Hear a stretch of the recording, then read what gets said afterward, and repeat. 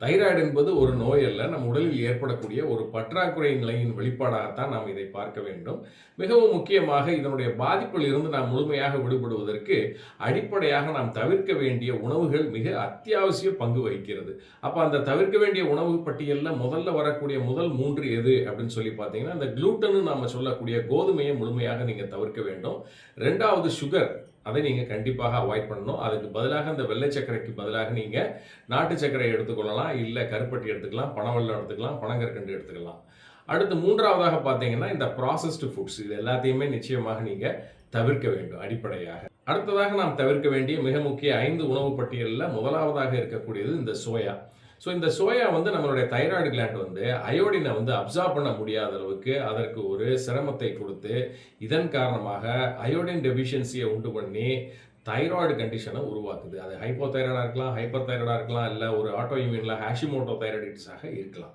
இந்த சோயா பொதுவாகவே இன்னைக்கு உலகளவில் பார்த்தீங்கன்னா ஜெனட்டிக்கலி மாடிஃபைடு ஃபுட்டாக இருக்கிறது. அதாவது மரபணு மாற்றம் செய்த ஒரு உணவாக இருக்கிறது. ஆகவே இதை முற்றிலுமாக நீங்க தவிர்க்க வேண்டும். அடுத்து 2வதாக கார்ன் அப்படின்னு நம்ம பார்க்கக்கூடிய இந்த மக்காச்சோளம். இந்த மக்காச்சோளம் சுகர் கண்டென்ட் அதிகமாக இருக்கக்கூடியது. இதுவுமே பார்த்தீங்கன்னா ஒரு ஜெனட்டிக்கலி மாடிஃபைடு ஃபுட்டு தான். 3வதாக இருக்கக்கூடியது கெஃபைன் அப்படின்னு நம்ம சொல்லக்கூடிய காஃபி.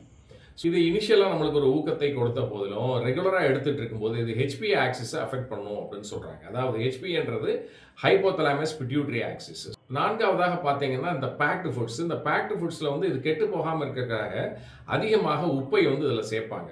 இந்த உப்பு என்ன பண்ணும் அப்படின்னா நம்மளுடைய அட்ரினல் கிளாண்ட், மிகவும் முக்கியமாக உங்கள் கிட்னிக்கு மேலே இருக்கக்கூடிய இந்த அட்ரினல் கிளாண்டில் போய் இன்டர்ஃபியர் பண்ணி இதன் காரணமாக எமர்ஜென்சி ஸ்ட்ரெஸ் ஹார்மோன் நம்ம சொல்லக்கூடிய கார்டிசோல் ஹார்மோனோட லெவலை அதிகரித்து இதன் காரணமாக இருதய பாதிப்பு மற்றும் இரத்த கொதிப்பை அதிகரிக்க செய்யும். இது பொதுவாகவே தைராய்டு பேஷண்ட்ஸ்க்கு ஏற்படக்கூடிய ஒரு நிலை.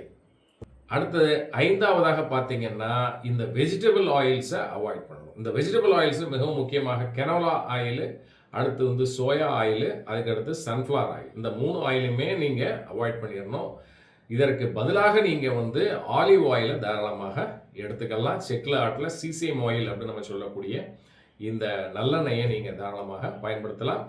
எனவே தைராய்டு வந்துருச்சுன்னு சொல்லி வருத்தப்படாமல் இந்த தவிர்க்கப்பட வேண்டிய உணவுகளை முதல் கட்டமாக தவிர்த்துவிட்டு நல்ல ஆனந்தமான ஆரோக்கியமான மனநிலைகளில் நல்ல உடற்பயிற்சிகளை மேற்கொண்டு நல்ல ஆரோக்கியத்துடன் என்றென்றும் வாழ்ந்திட எனது வாழ்த்துக்களை தெரிவித்துக் கொண்டு மீண்டும் ஒரு நல்ல பதிவில் சந்திக்கின்றேன். நன்றி, வணக்கம்.